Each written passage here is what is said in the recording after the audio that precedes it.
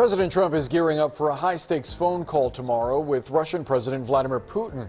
Since taking office, Trump has been calling for an end to the bloodshed in Ukraine. Just this afternoon, the White House said officials are at the, quote, 10th yard line of peace, even as Trump says there are still a few critical sticking points. We'll, be talking about land.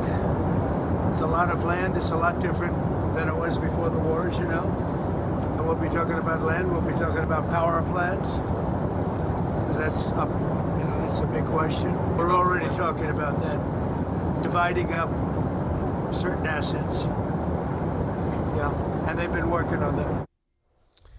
Let's discuss with CNN senior military analyst, retired Admiral James Stavridis. He's a former NATO Supreme Allied Commander and a partner at the Carlyle Group, a global investment firm.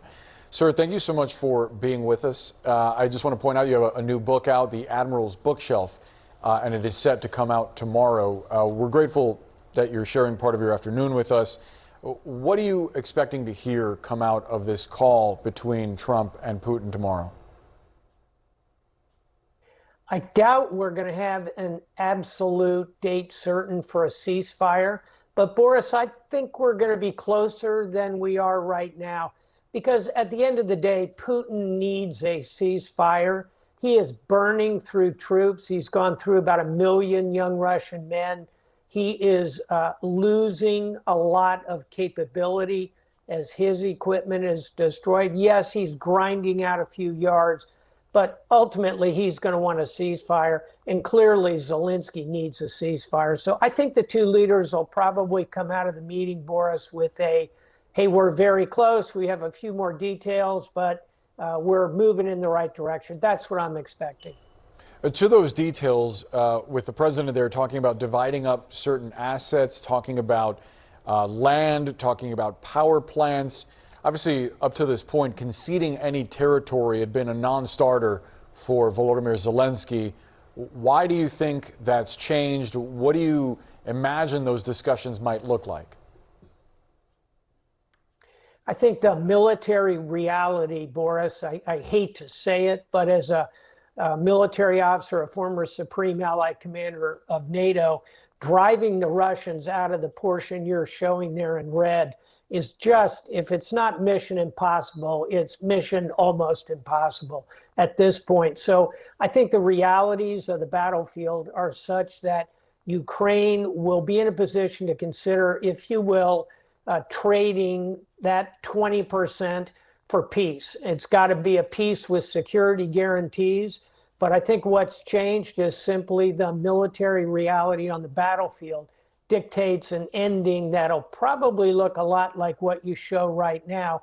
The bad news is Putin will walk away with 20% of Ukraine. The good news is 80% of Ukraine will sail on. Democratic and free path to the European Union.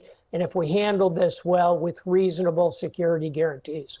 On the question of security guarantees, there's clearly a disconnect between maybe not U.S. officials, but certainly European officials about what kind of peacekeeping force might be in place inside Ukrainian territory and what the Kremlin would like to see there. How do you envision that gap being bridged? I think the Europeans will continue to consider a force of about 20,000 troops, probably principally British and French. Both of those nations have indicated willingness to go forward. I suspect there'll be some Nordic troops, some Baltic troops, both of whom are strongly behind Ukraine. The Poles have been a little ambivalent, but don't be surprised to see some Polish representation. Putin will hate all of that.